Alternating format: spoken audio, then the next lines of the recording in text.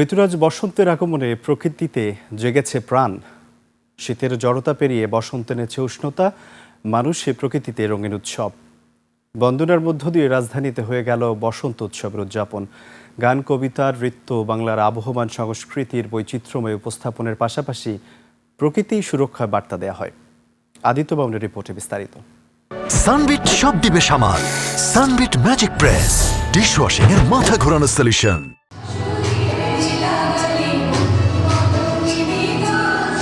মুক্তিযুদ্ধ জাদুঘরে ৩২তম জাতীয় বসন্ত উৎসব উদযাপনের এই আয়োজন।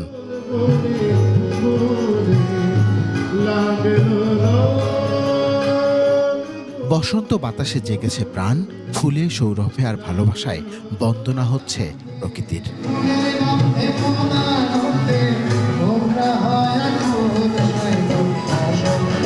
আবহমান ঐতিহ্য, সংস্কৃতি, গ্রামীণ সুর, সঙ্গীত, কবিতা, নৃত্যে জেগে উঠেছে সমগ্র বাংলা।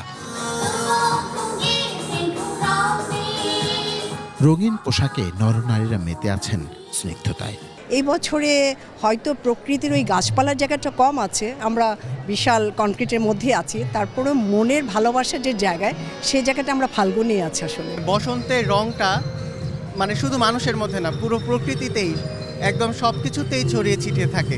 বসন্ত সবার মনে এই রঙের মতো অনেক সুন্দর হোক সবকিছু।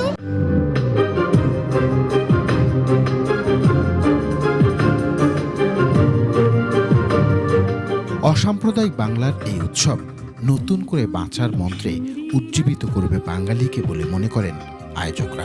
আমাদের প্রাণ এই প্রকৃতির দানের মধ্যে, সুতরাং প্রকৃতির প্রতি সদয় হওয়া মানে নিজের প্রতি সদয় হওয়া, এই ভূখণ্ডের প্রতি সদয় হওয়া। এই যে আমার যে রূপ, আমার সংস্কৃতির, আমার ষড়ঋতুর, সেই রূপগুলোর একটা অংশ ষড়ঋতুর ঋতুরাজ বসন্ত, তারই বন্দনা করছি আমরা চাই নতুন সরকার এসছে, আমরা যাতে আমাদের সুস্থ সংস্কৃতির আয়োজন সুষ্ঠুভাবে সমস্ত জায়গায় নির্বিঘ্নে পালন করতে পারি।